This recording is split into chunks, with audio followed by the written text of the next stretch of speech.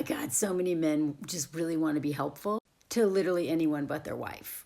And okay, so thank you for this comment. So a lot of men do volunteer stuff and help a lot of people just to get away from their wife, just to get away from their family that they themselves created. And some of these men actually even want to have more children that they don't plan on parenting. They want, the benefits of having kids, status, social currency, a legacy, but like don't want to do jack to raise the kid. Okay, so that's one time. There's other things though.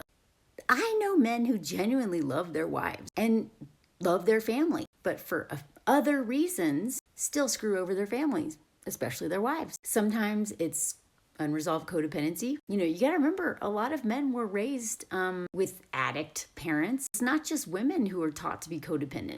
A lot of men can be very codependent. So they really need to give and serve and be useful and all that stuff, right? Their whole sense of purpose is tied to that. Maybe they have a save the day syndrome, hero complex, and just that need to be needed, like a lot of women or anyone raised with a narcissist or whatever. And so the way that plays out is they will overcommit themselves to all these people. They'll volunteer at the fire department. They will, help out at school. They'll be the first person to show up and help a man build his house. They'll show up and help you move all your furniture. And they'll help out everyone, not just men, because they genuinely want to be helpful. But because they haven't gone to therapy and worked on themselves enough or addressed the possible trauma behind all of that, they end up overcommitting themselves and overextending themselves. And so when they end up being completely exhausted and not having anything left to give, who do you think suffers from that? It's almost always the wife because of the other factor,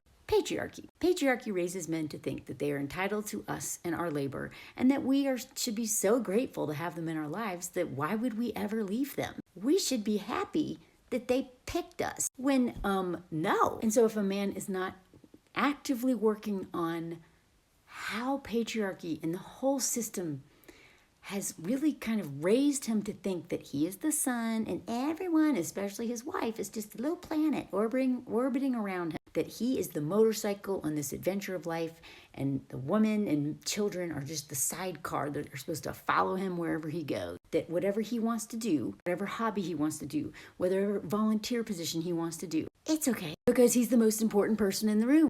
And so if they're not constantly working on every level, because it will show up, y'all.